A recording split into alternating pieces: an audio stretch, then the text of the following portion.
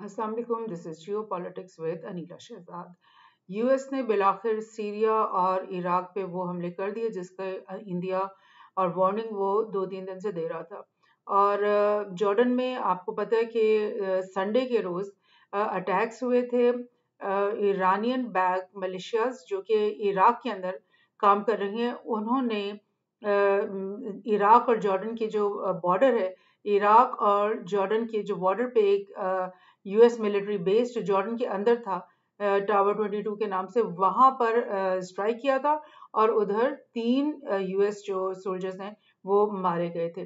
और वो संडे से जो बाइडेन जो है वो मुस्तकिल कह रहा था कि हम इसका बदला लेंगे और हम जो है स्ट्राइक बैक करेंगे। US strikes targets in Iraq and Syria as retaliation for fatal drone attack in Jordan. अब ये जॉर्डन में यूएस ने जो स्ट्राइक्स किए हैं, इसके बारे में जो बाइडेन क्या कह रहा है? This afternoon at my direction US military force struck targets at facilities in Iraq and Syria that the IRGC and affiliated militia used to attack US forces. So ये बाइडेन ने जो अपना वादा किया था कि जी हम अपनी मर्जी के वक्त और अपने मर्जी की जो जगह के ऊपर स्ट्राइक बैक करेंगे, वो बिलाकर बाइडेन ने ये कर दिया है। एक और जगह से ये 3 अमेरिकन जो मारे गए थे जॉर्डन के अंदर मिलिट्री बेस इन जॉर्डन में, वो वाकया हुआ था 29 जनवरी में के दिन, संडे के दिन। अच्छा, इराक क्या कह रहा है? इराक ने बोला है कि 16 लोग जो हमारे हैं वो मारे गए, जिसके अंदर सिविलियंस भी थे, यानी सारे मिलिटेंट्स नहीं थे जिनको इन्होंने मारा है, उसमें सिविलियंस भी थे। और उसने बोला कि ये एक न्यू यूएस एग्रेशन है, कि यूएस ने एक नई एग्रेशन हमारे मुल्क के ऊपर कर दिया। वो किस बुनियाद पे कह रहे हैं? वो इस तरह कह रहे हैं कि यूएस ने पहले भी इराक के ऊपर कब्जा किए रखा, इन्वेजन किए रखे, सद्दाम हुसैन को पकड़ के इन्होंने मारा, अफगानिस्तान के ऊपर पहले हमला किया, ऑक्यूपाई किया 9/11 के नतीजे में, फिर सेकंड जो ऑक्यूपेशन है वो इराक के ऊपर की, कई साल वो यहाँ रहे, डिस्टेबलाइज किए रखा इस मुल्क को, और एक बैटलफील्ड बना के रखा इस मुल्क को। अभी भी जबकि वो यहाँ से जा चुके हैं, तब भी इनके मिलिट्री बेसिस कहीं कहीं 3-4 जगह पे इराक के अंदर मौजूद है, जिसके ऊपर इराक मतलब एक सही बात वो ये कहता है कि हम एक सॉवरेन इंडिपेंडेंट कंट्री हैं और हमारी इजाजत के बगैर यूएस कैसे बेसिस अपने बना करके यहाँ पे बैठा हुआ है। और यही बात सीरिया भी कहता है। इसीलिए इन्होंने ईरान बैक जो मिलिशियाज थे, उन्होंने इनके जो बेसिस हैं इनके ऊपर बेशुमार हमले किए हैं जब से गाजा इसराइल वॉर शुरू हुई है।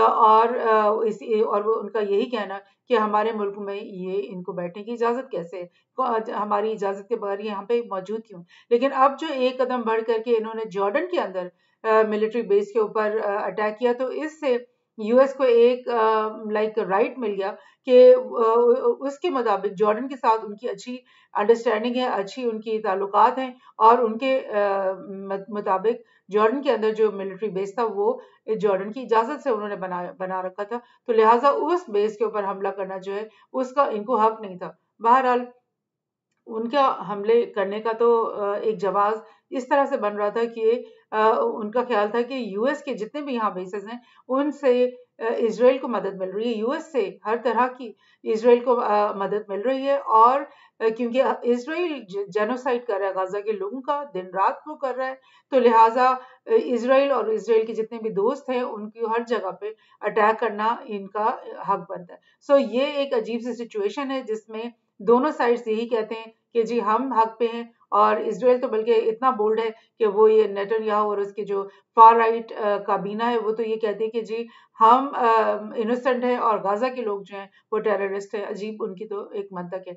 बहरहाल जिस चीज का खतरा डे वन से था, जब से गाजा इसराइल वॉर शुरू हुई तब से यही खतरा चला आ रहा था कि ये वॉर जो है कहीं पूरे मिडिल ईस्ट में और मीना के रीजन में फैल ना जाए, कहीं Egypt, Saudi, Iran, Iraq, Syria, Jordan ये कहीं इस जंग के अंदर कूद ना पड़े। और अब ये आप देखें कि दिन ब दिन जो है, पहले यमन ने होती जो है यमन के अंदर उन्होंने हमले शुरू किए हैं शिपिंग के ऊपर। उसके बाद ये कि हिजबुल्ला जो है वो मुस्तकिल इसराइल के नॉर्थ के ऊपर हमले किए चला जा रहा है। हमास की भी जो बैकिंग है, बहुत सारे लोगों का ख्याल है कि हमास को जो बैकिंग है वो भी कम्प्लीटली ईरान से मिल रही है, हालांकि ये ऐसा नहीं है, बल्कि डेफिनेटली इजिप्ट के थ्रू, सऊदी अरब के थ्रू, इनको भी वो लोग भी हमास को बैक करते हैं। लेकिन जो ईरान की बैकिंग है वो मलेशियाज जो हिजबुल्ला के हैं, और वो मजीद मलेशियाज जो इराक और सीरिया में काम कर रहे हैं, उन सबको बैकिंग ईरान की है।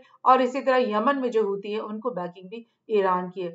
सो अब आप देखें कि ये इराक और सीरिया के ऊपर यूएस का जो हमला है और उसका ये कहना कि हम मजीद हमले भी करेंगे, ये इस रीजन को कितना ज्यादा और वो कर देता है। एक और जगह से देखते हैं, स्ट्रेटेजिक एरर ये बात कही है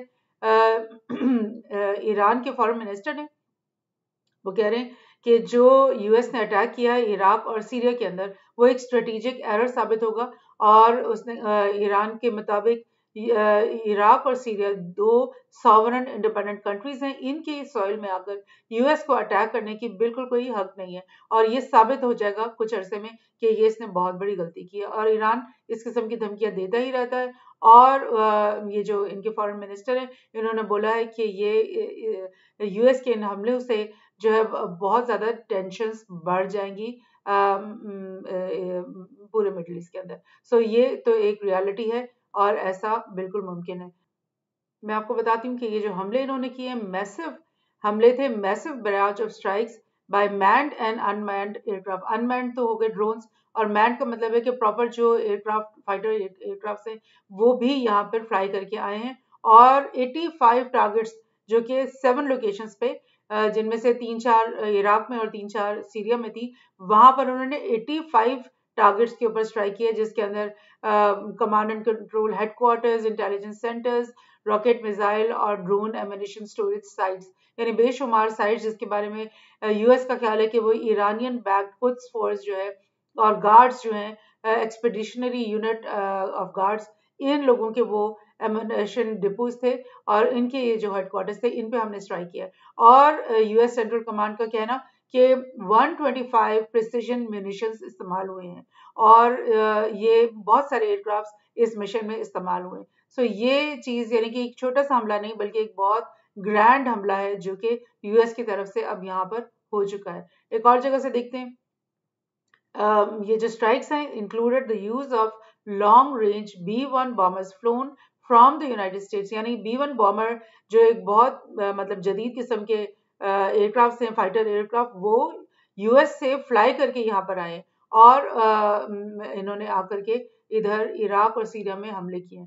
सो ये एक बहुत बड़ी स्टेप है यूएस की तरफ से, कि उसने बिल्कुल कूद पड़ा है इस मैदान जंग में इसराइल के हक में। डेफिनेटली जितने भी लोग मिडल ईस्ट में, जितनी भी मुस्लिम ममालिक हैं दुनिया भर में, मुस्लिम उम्मा का जो हिस्सा है, उन सबका तो यही ख्याल है कि यूएस जो भी हरकतें कर रहा है वो इसराइल के को बचाने के लिए, इसराइल के हक में और इसराइल को फतेहयाब करने के लिए वो कर रहा है। That means in other words, मुसलमान उम्मा का यही ख्याल है कि गजा में जो जेनोसाइड हो रहा है मुसलमानों का, दिन रात ये अमल जारी है, उसको बैक कर रहा है यूएस। और इसलिए तमाम मुस्लिम ममालिक का जो जज्बात हैं वो यूएस और इसराइल दोनों के खिलाफ हैं।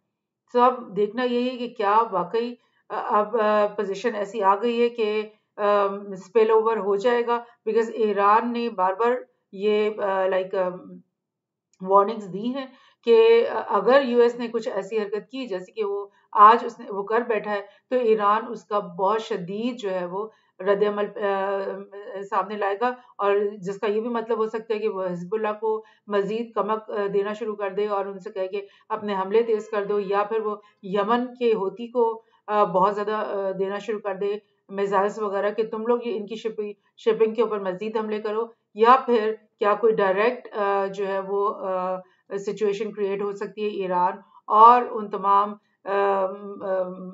यूएस बैग और यूरोपियन बैग जो शिप्स यहाँ पर है, एयरक्राफ्ट कैरियर्स भी यहाँ पे 1-2 खड़े हैं, और बहुत सारी इनकी बैटल शिप्स यहाँ पे खड़ी हैं इस पूरे एरिया में और मेडिटेरेनियन में। तो क्या ऐसा तो नहीं है कि ईरान किसी चीज के ऊपर डायरेक्ट हमला कर देगा?